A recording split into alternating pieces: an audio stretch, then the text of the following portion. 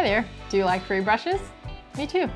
In this video, I'm going to show you how to use 10 free beginner-friendly brushes that you can use in Procreate. We're going to go through 10 quick and easy examples to show you how to use and adjust those brushes. If you're new here, my name is Esther Nariyoshi. I am a professional illustrator and digital brush maker based in the US. And yeah, I'm giving 6 of my brushes away. Let's get started. In addition to the starter brush pack, I've also prepared the example file so that you can follow along exactly with the same layer structure. You can access both of those by following the link below. I recommend downloading both of those files to your iPad directly, unzip them, and open both of them directly from the Procreate app. This is the simplest and the easiest import process. Once you open up the file, you will notice that we have 10 different groups or folders. These are named after each brush that we're going to test them on. So let's open up our first folder, and this one is called Grains. As you can see, we have our brush swatch on screen, and we can select our grains brush and start drawing. I want you to create a new layer on top of any of these 4 shapes, and then tap on the thumbnail and click on Clipping Mask. Clipping masks allow us to draw within the border of the layer below. This is a really great technique to use for shading. You can select a contrasting color, either lighter or darker, so that your shading or highlights will show up. At any point, if you feel like the brush is not dense enough, you can just go over the area a couple more times. And you can also use the slider on the left, the top slider, to change the size of your grain. In addition to drawing over the same area multiple times to make the grain denser, you can also adjust that in the brush setting. So tap on the grain brush and then tap it again. It will take you to the brush studio, where you can change the spacing. So on the first tab, there's a stroke path, and then you can either increase or decrease the spacing to change the density of any brush. So this is our grains brush. The next brush I'm going to show you is this Inky brush. I've made this with actual rolled ink. It was a messy process, but now it's digital, which means that it gives you the grungy look without the mess. Originally, I've scanned this brush in pretty high resolution, so you can see this brush can be blown up to pretty sizable size.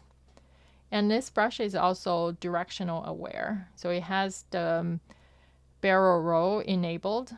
If you're using Apple Pencil Pro, you can change the direction of your tip by just rotating the brush, which is pretty neat. I've drawn this pink star for us to work on as a base. And then I'm just gonna go ahead and create another new layer and then clipping mask. And you can pick whatever contrasting color to draw right on top. I'm gonna go with this one. I find it so helpful playing with the blend modes. It helps me to figure out new colors, especially when I feel like I'm stuck in a certain color palette. So really play with the blend modes and see where it takes you. This is our Inky brush. The next brush we're going to talk about is this textured liner. Before we go into detailed illustrations, I just want to show you what this brush is good at. I'm going to change the size to super big. It's a bit of exaggerated size. You will never use a liner this way. So as I draw, you can see this gives you a pretty solid line, but the edges of this line is really textured. It's pretty nuanced without losing that solid look. So this is a workhorse for a good liner. Now here is an example. So on the left, I have this mushroom drawn with the textured liner. And on the right, for comparison, it's just a smooth brush. It might not look too different if you look from a distance, but if you zoom in, you can really tell the one on the left has a lot more organic texture than the one on the right. In illustration, as in a lot of different industries, it's the small things that really matter. Next up, we have our cotton candy. This is kind of peppery, speckled texture. I use it either on my background or like towards the end of the illustration, because this is really great for blending everything together. In this example, we have some geometric bars. I'm just gonna soften it up by using this cotton candy in white. It makes the illustration less harsh and blends everything together, which I really appreciate. The next brush is Decorative. It's great for lettering and to add this embellishment to your work. So I have written down this script letter L, and I'm just gonna use this brush to go over the thickest part of the letter, and it just adds that much highlight and character to otherwise flat illustration or hand lettering work. The next brush is called Scratchy Texture. It is exactly what it sounds like. So I'm gonna use a similar technique to show you how this can add another layer of dimension to a flat work. So I'm gonna create a new layer and then turn it into a clipping mask. And then I will choose a contrasting color and just go over the contour of this letter. If you ever feel like I'm going too fast on this tutorial, feel free to check out this video on my channel. This one walks you through all the basics of drawing in Procreate for an absolute beginner. All right, going back to our canvas, I have really blown up the size of this brush so that you can see the detail a lot better. It's a very quick way to add character to your illustration. And you can dial up the contrast for a more drastic, or you can make the texture a lot more subtle. What's so great about this technique is that you don't have to just do one layer. You can build your clipping mask layers to add different textures and play with the blend modes as well, so that your letter towards the end looks a lot more energetic than what we have started with. The rest of the brushes come from the built-in library from Procreate. So if you open up the brush panel and scroll down, and this particular one is called the Stucco. It's under the paintings folder. And this brush has this like almost charcoal and oil pastel look. For this example, I use it in the same way as we have done before by making a clipping mask. My original pencil is pretty flat, but after adding this clipping mask with a few tweaks on the blending mode, and you can see the pencil is not flat anymore. For the next brush, I'm going to use the same illustration but without the lines because I want to test out this brush as a liner. You can find this brush in the artistic folder. It's called the Leatherwood. So if I just use it as like super wide brush, you can see the texture is pretty rich. It's almost like, I don't know, like crayons, but a little bit more flat.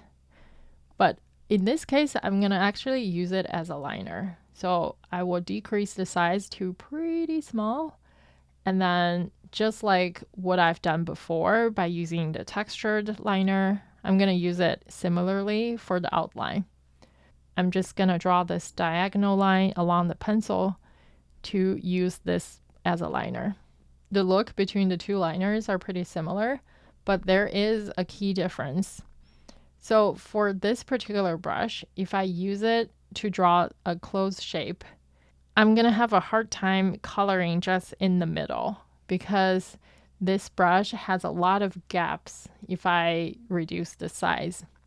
So instead, I would still default to my starter pack, the textured liner, to draw an organic shape, especially if I want fuzzy edges.